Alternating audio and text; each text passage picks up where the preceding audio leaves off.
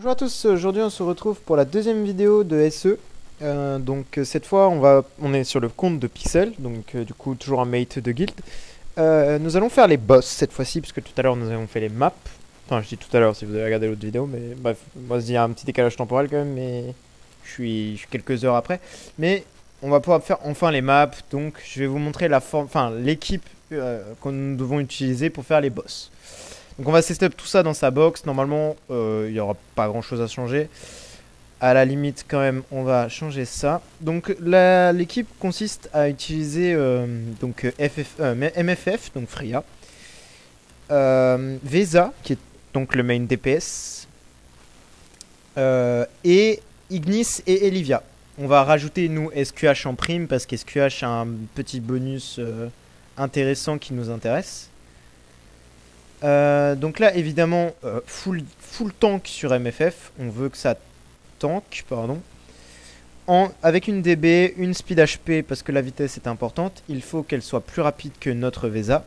Bon, la Antlers n'est pas max, mais c'est un détail. Ouais, non, il n'en a pas d'autres.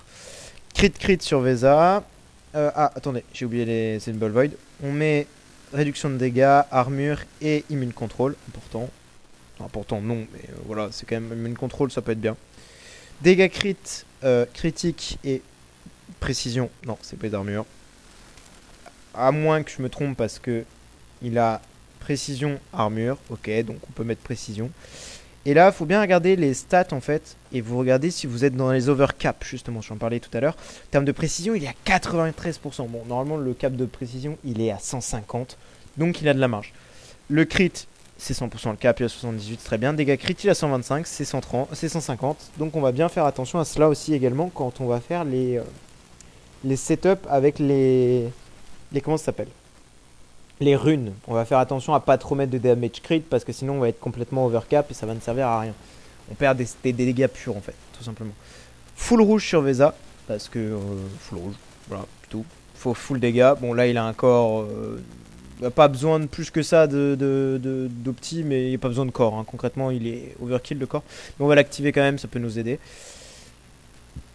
SQH, on va la jouer, mais on va vous expliquer après pourquoi on la joue et pourquoi ça peut être tricky un petit peu cette histoire. Il n'y a pas une autre DB qui traîne?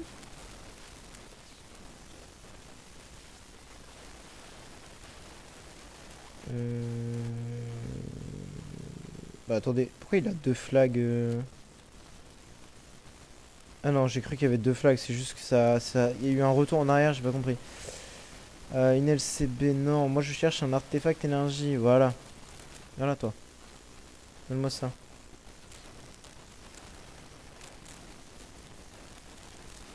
Voilà. Tape.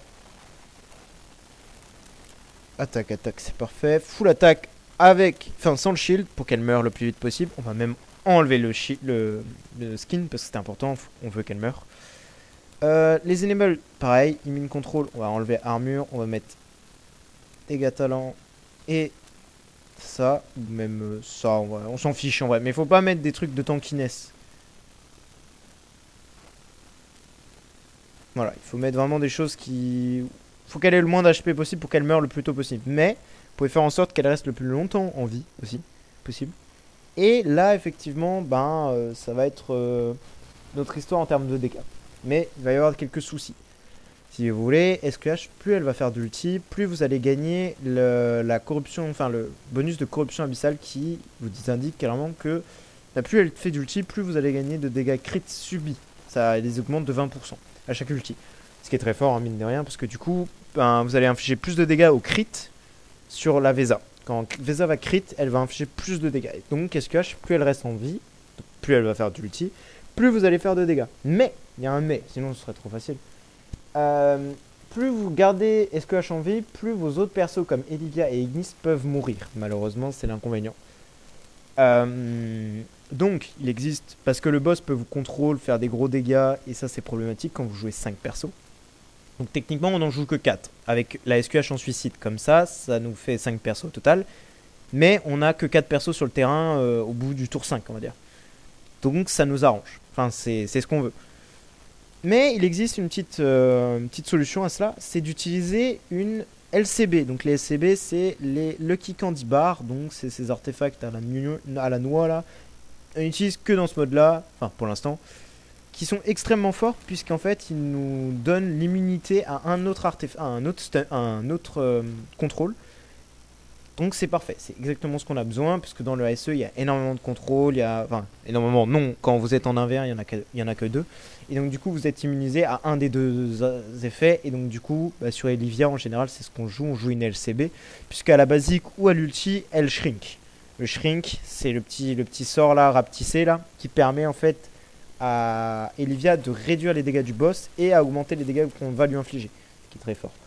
Donc Elivia, on va la jouer full HP, on va pas split le stuff puisqu'on va la mettre V4 via le mode, et quand vous la mettez V4 avec le mode, ça vous split avec un autre stuff, un stuff classe. Ça vous met du stuff classe à la place de l'épée et de l'armure, et c'est pas du tout ce qu'on veut. Donc on garde un full split, un full réseau parce que ça donne plus d'HP. Crown ou MSS si vous avez, bon il a pas, donc on va jouer Crown pour le moment. Full HP en réduction de damage crit, le V4 sera mis avec le mode. Avec le skin, bon les deux skins marchent en vrai, et on préfère celui-ci parce qu'il y a du DR dessus quoi, juste ça. Et Ignis avec une DB, HP également, full tank, avec un skin, bon celui-là n'est pas monté mais c'est pas grave, avec un skin aussi c'est mieux.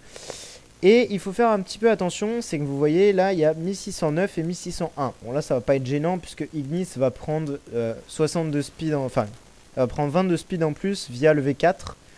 Là elle est à plus 80 et normalement de base elle est à plus 60, donc elle va prendre plus 20. Donc elle dépassera Elivia, puisqu'Elivia elle dans son sort ne prend pas de speed. Voilà. Donc là on a l'équipe, tout est setup correctement. Maintenant on va aller faire dans la SE directement tout ce qui est empreinte. Donc là il a bien pris les causes, c'est parfait, on va juste vérifier que ce sont les meilleures causes. Il a 1200, 1349, 1400, ok il a mieux. Là il a mieux, là il a mieux, et il a mieux. Ok. Et là on va enlever les Osis parce qu'en fonction de ce qu'il a, on va voir ce qui nous intéresse. Et donc là c'est crit, donc c'est pas celui-ci qu'on veut, parce que du crit on a 78%, donc c'est suffisant. Là on a du dégât crit avec de la précision, mais ça c'est précision c'est avec le 7 Osis. Celui-là donne de l'attaque, et il a pas le violet, mince. Bon bah on va être obligé d'utiliser ça. Donc là on a attaque, précision et dégâts sacrés plus dégâts critiques. Ce qui est parfait, on arrive au cap de 150 si on se rappelle bien, on était à 125 sur Vesa. On est à 125, plus les 25%, ça fait 150. Donc on arrive au cap de dégâts crit qui est à 150. Donc c'est parfait. On obtient, on atteint le cap nécessaire pour aller chercher les substats maximum. On gagne de la précision en plus, on n'est pas capé pour l'instant. Les dégâts sacrés, il n'y a pas de cap, donc on s'en fiche, on peut en avoir autant qu'on veut. Et l'attaque, il n'y a jamais de cap à l'attaque, c'est de l'attaque en plus. Enfin, voilà. Donc là, on est setup pour taper. Le boss est full, qu'on va pouvoir taper tranquillement. Le placement maintenant a une importance extrêmement importante. C'est que, pour le coup, vu qu'on joue dans un setup comme ça, j'ai trouvé une petite astuce quand on est dans les boss un petit peu avancés.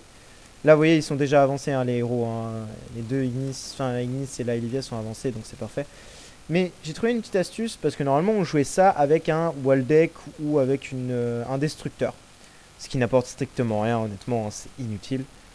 Parce que ça dure que 5 tours, pas ce qu'on veut.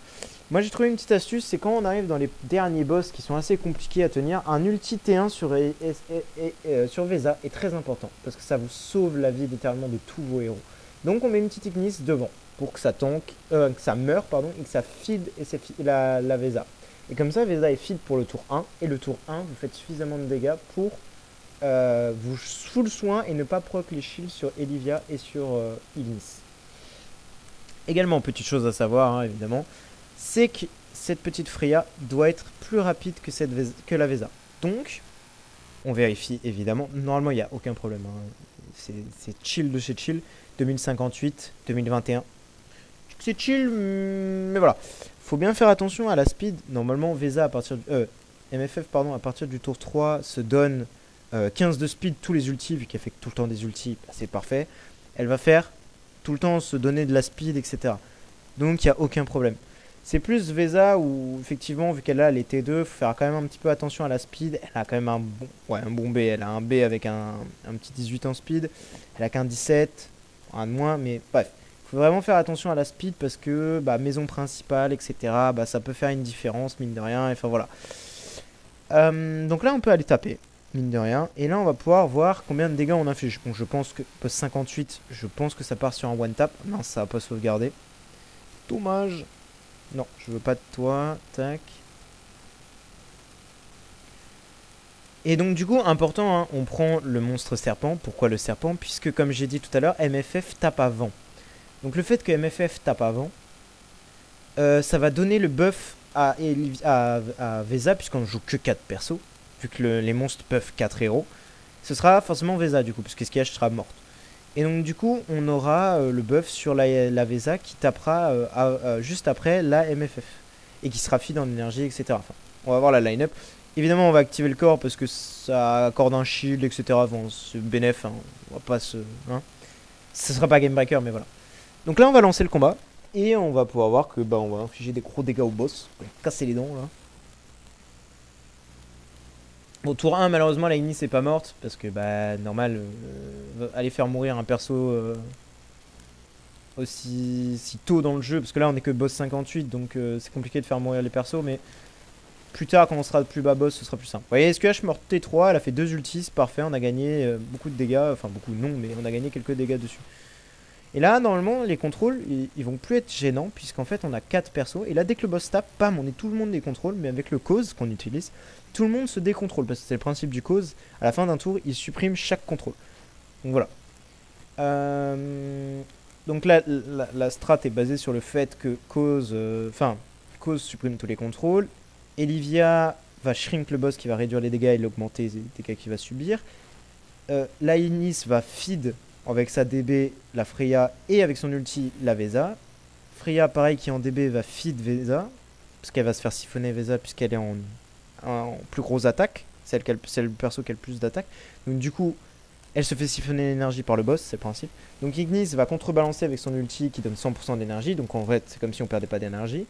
Et avec la map 3 si je dis pas de conneries, on gagne 50 ou 2, je sais pas. On gagne 50 d'énergie à chaque fin de tour. Donc en fait, si vous regardez bien les énergies de mes persos, ils sont toujours chargés. Bam, ça se recharge et ça tourne en rond.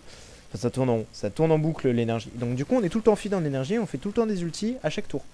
Et donc du coup, on fait des dégâts mais vraiment monstrueusement cheatés quoi. Et avec la Antlers qui vient scale derrière, c'est juste stupide. C'est monumentalement stupide. Bam, bam, bam, bam, bam, bam, bam, bam, bam, bam, bam, bam. Voilà, 11 tours, on l'a tué déjà. Donc on n'a même pas les dégâts max qu'on peut infliger avec ce compte. Bon, on est déjà à 2 milliards 4. C'est déjà un très bon score. On peut enchaîner, je pense. Et vous voyez, entre guillemets, l'indice de chargement qui est un petit peu long, c'est bon signe, entre guillemets, sur le fait que, bah, ok, vous avez fait... Ah mince, est-ce que je suis mort T1 bon, dommage. Bon, après, c'est pas grave, vu qu'on one-shot le boss, tour 11. Voilà, je pense qu'on va pouvoir enchaîner 2 boss en plus. Parce que, oui, il faut savoir aussi, bon ça dépend de votre guild et de votre optimisation, hein, évidemment. On ne fait que 3 attaques par jour. Une le premier jour et 3 attaques chaque jour. Et le dernier jour, on fait 5 attaques. Parce qu'on a save les 2 attaques du premier jour. Voilà, c'est juste ça qu'il faut savoir. Il faut juste faire le nombre d'attaques nécessaires pour ne pas... Parce que c'est dommage si par exemple le dernier jour, vous lootez dans vos maps une rune 4 étoiles et que vous avez que 3 attaques au lieu de 5. Bah, vous perdez 2 attaques avec vos potentiels max dégâts, vous voyez.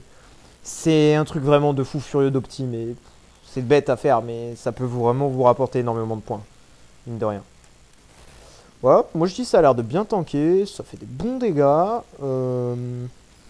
Savoir en plus que la Vesa, bon, je dis qu'elle est pas ouf, elle est quand même bien, hein, 3 millions 3, c'est déjà très très bien. Mais c'est une petite Vesa en soi, hein. C'est pas une très grosse Vesa, hein. Il y a des Vesa avec beaucoup plus d'attaques qui font encore plus de dégâts et c'est encore plus stupide, hein, évidemment, hein. Ah ouais, les dégâts, bam, bam, bam. Vous fiez pas à l'affichage n'est pas le bon. En fait, les dégâts sont tellement fous que l'ASE ne peut pas afficher ces dégâts qui sont faits. Donc du coup, voilà, on prend le score final comme dégâts, comme vrais dégâts. Là, il a fait 2T5, c'est très correct. Sachant que, bah là, en face... Ah, mais il avait déjà fait ses attaques. Bah, Pixel. Bon, c'est pas grave. Malheureusement, je lui ai fait faire ses attaques. Je pensais pas qu'il les avait faites. Il m'avait pas prévenu de ça. Bon. Dommage, je vais consommer ces 2 attaques. J'espère qu'il aura pas de rune entre temps. Lol. Mais voilà, on a fait déjà des très bons scores jour 2. Ouais, 35 milliards. 35 millions. Oui, bah oui, 2T5, oui, ça fait 35 millions. Ah, on one-shot les boss, malheureusement, donc oui, c'est problématique. Mais oui, voilà, l'idée est là, c'est de... Bah, du coup, ne dépensez pas les attaques, hein. Gardez-les pour le jour d'après. Je pensais pas qu'il les avait faites, malheureusement. Il les a faites, dommage. Mais voilà, bref, donc je vous ai montré comment ça marche. Le set, c'est ça. Après, bien sûr, ça change en fonction de ce que vous avez. Faites bien attention avec vos substats. Utilisez bien les bonnes substats parce que là, les deux qui sont ici, c'est en fonction de la VESA qu'on a, enfin que j'ai sur ce compte-là. C'est pas forcément vous qui avez la même VESA ou quoi. Ok, bon après si vous avez exactement les mêmes substats, oui, bon là vous pouvez choisir ça. Mais il faut bien voir que les caps de crit et de dégâts crit, précision et de brise-armure sont importants à respecter parce que c'est comme ça que vous optimisez le meilleur score que vous allez faire. Voilà. Je pense qu'on est bon là, on a fait le tour donc. Voilà, moi je vous dis au revoir et bonne journée. Au revoir.